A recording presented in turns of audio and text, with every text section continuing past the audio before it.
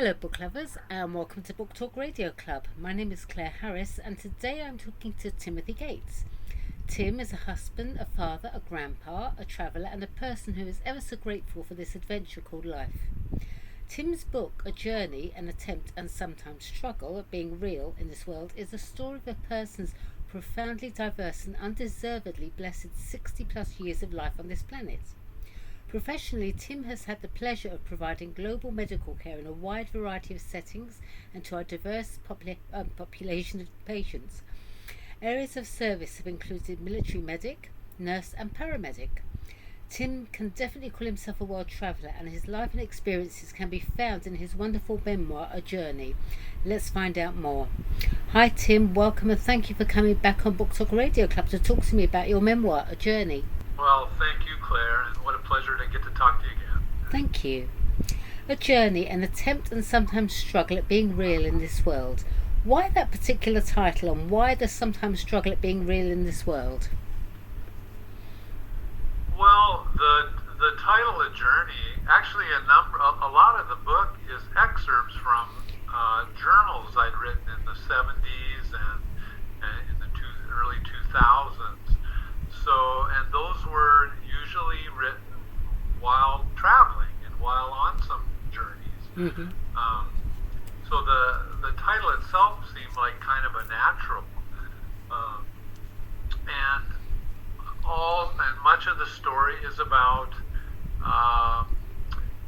Well, it is a memoir, so it's kind of what's been going on in my whole life, and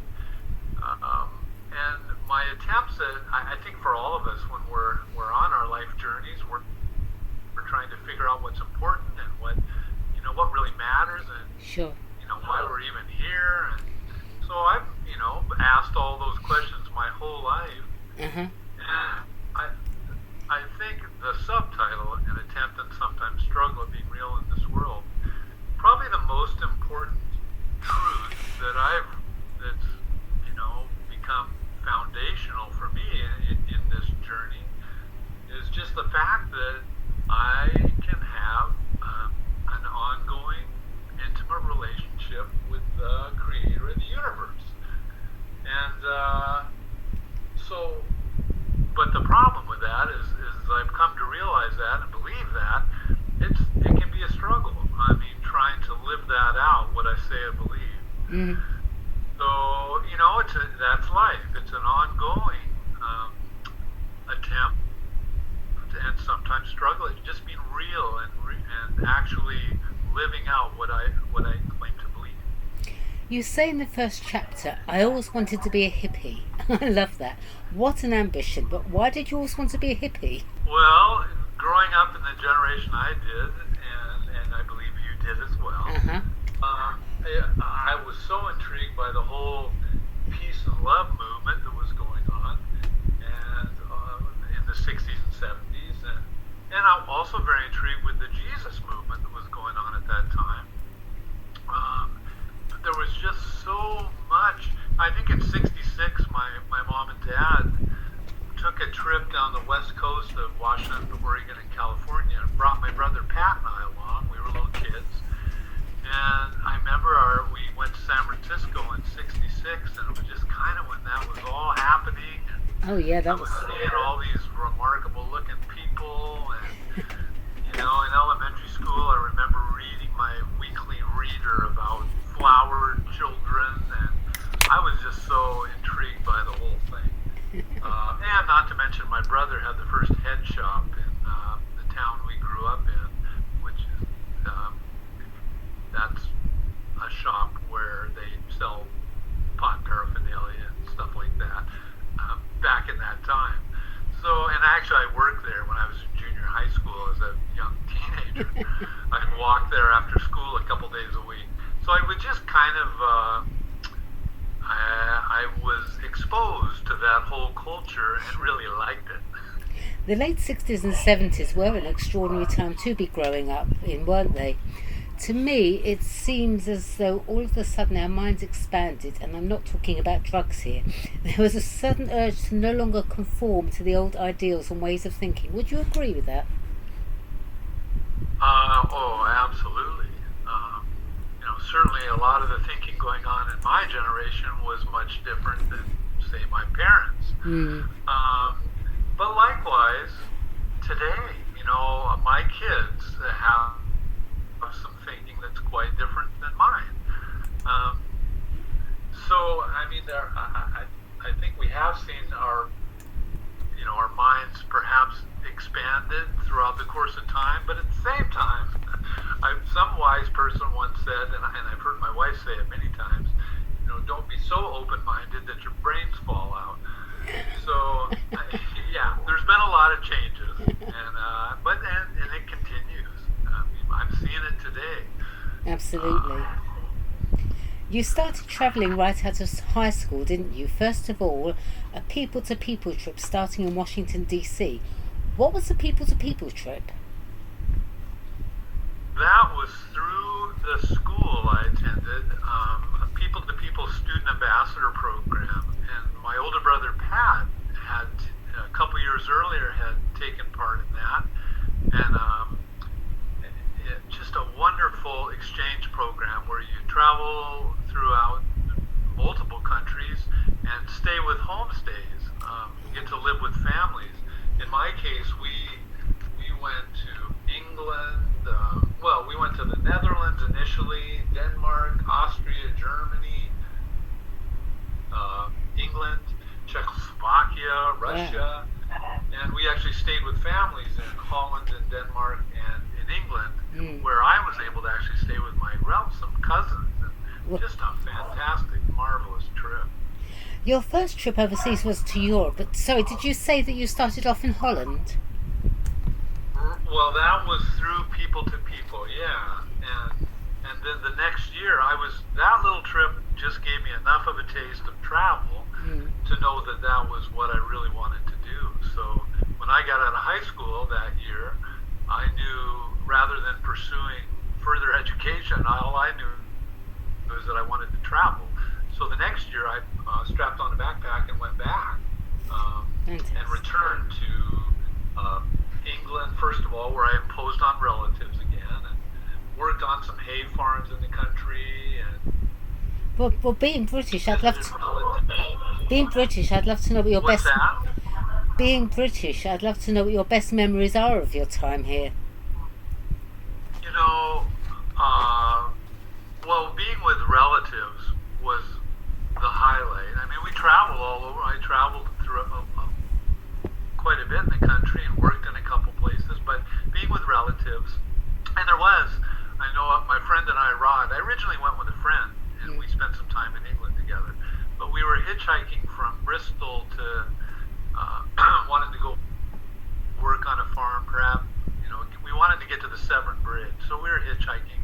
We got picked up by a double-decker bus, which had a couple long-haired guys in it that had apparently just been living in teepees somewhere. They didn't go into detail, but it was very memorable. There was about a 2-year-old sitting in a sink in this double-decker bus that had been converted. I think he had a diaper full at the time. They rolled a big joint for us for our trip, and but it was memorable. I can imagine.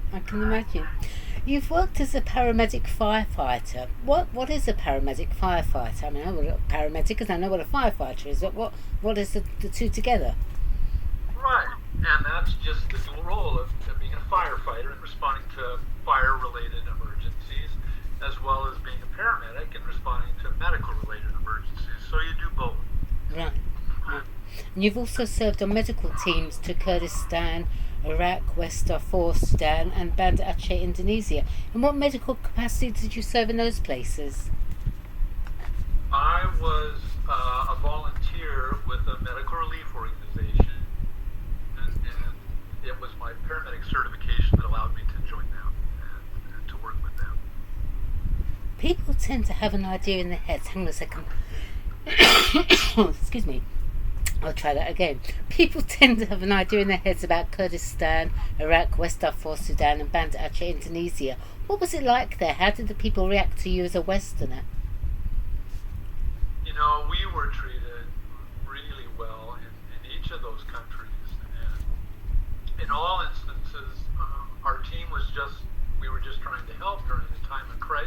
Excuse me, I'm going to cough as well here.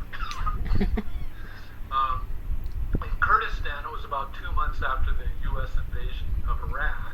Right. In Sudan, it was during the time when some African Sudanese in West Darfur were being killed and burned out of their homes by a government group called Janjaweed. And in Indonesia, it was after the tsunami. And people, everybody was just very grateful to receive the help that we could give. I understand you were at one point. Oh, sorry. Please carry on. No, that's it. I understand you were at one point considering moving to Vietnam with your family, but decided against it. What happened? I was communicating with an organization, a different medical relief organization that was starting a program to they were trying to do for Alzheimer's is a terrible thing, a vocational program, or not vocational rehab, but just a vocational program for young adults who'd been affected by the long-term effects of Agent Orange. It was out of Da Nang. And so they were working with young people and trying to do some training with them and help them out. Neat program that we looked at and discussed with the manager and director of the program. And Carol and I, my wife, we hadn't come to terms with if this was really something we should be doing or not. So we, learned as much as we could, and then took a trip. The kids and us went over for, I think, about 3 weeks, and had a marvelous trip throughout the country and talking with the director, and then we're able to, make a decision and determine that it wasn't what we should be doing at that time. But it could have been good. Do your kids have a lust for travel? Hello? Oh, you know what? Doggone it, we're a little bit broken there. Do your kids have a lust for travel? I would say they all do. Although the just circumstances of life right now, they're all young adults. The girls are both married, and our oldest has a couple kids, and the middle girl is pregnant now. And so, I believe they all have some wanderlust, like me, but they aren't currently able to pursue that. Although our youngest, he did. He went right out of high school. He traveled to Europe a couple times, and Japan once. So, I'd say they've got a little bit of that. You're also a grandpa. What do your grandkids think of their grandpa being an author? Well, they're pretty little.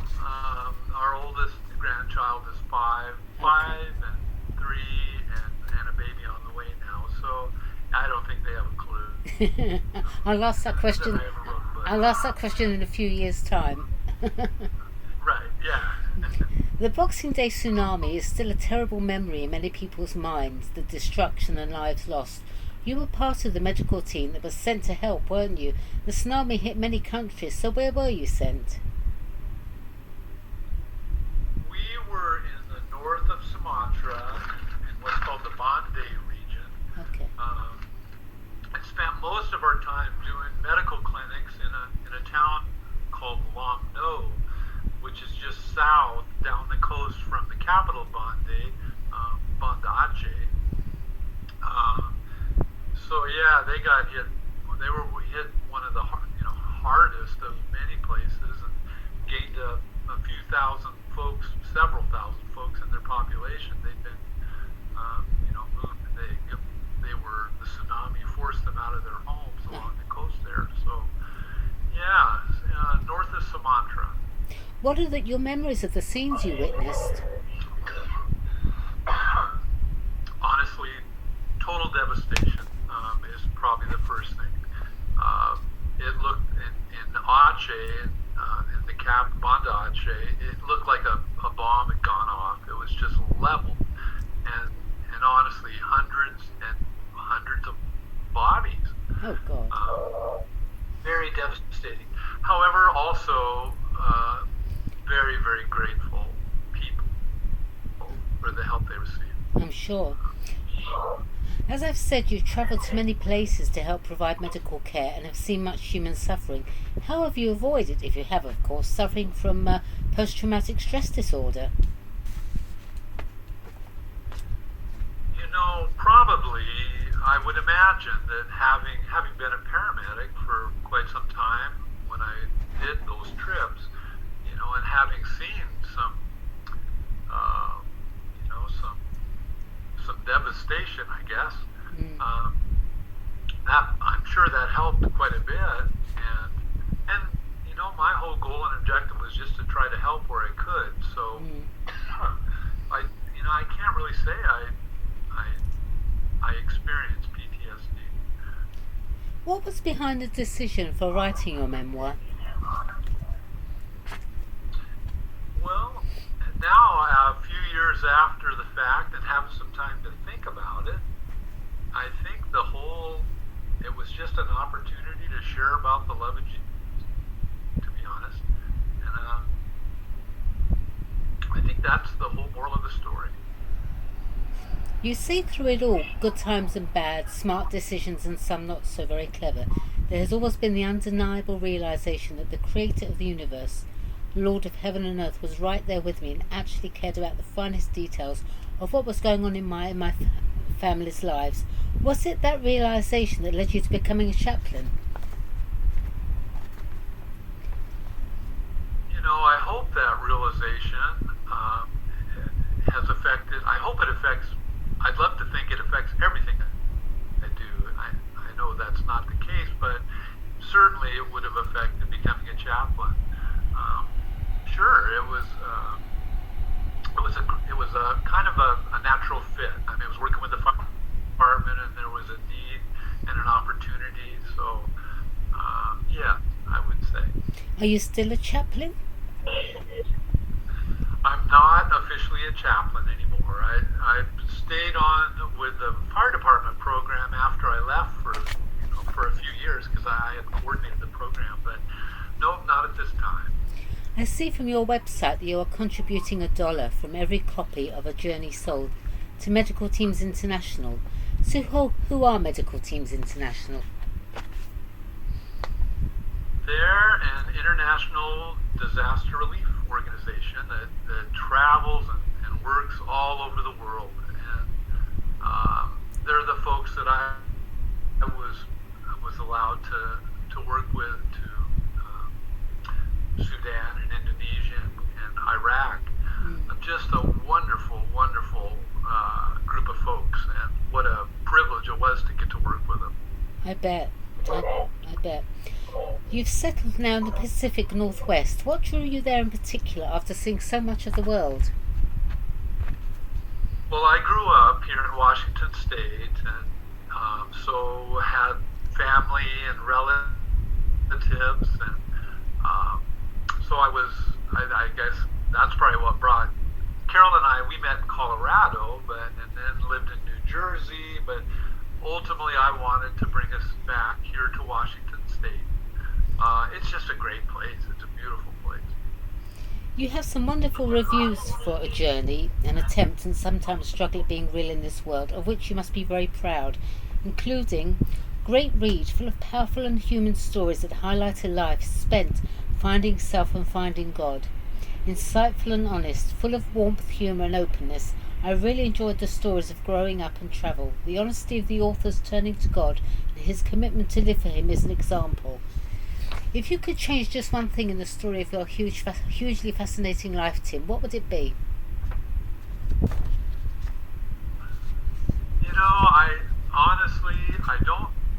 can't say there's anything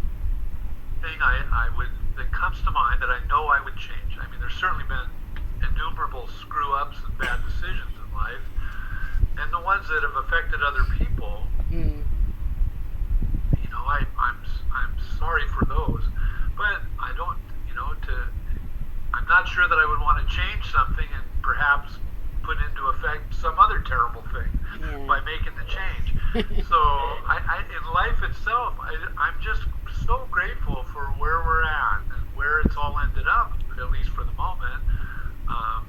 In the written story, the book A Journey, I would have paid a little more attention to careful editing if I could do that over again. But then again, you know what? It is what it is.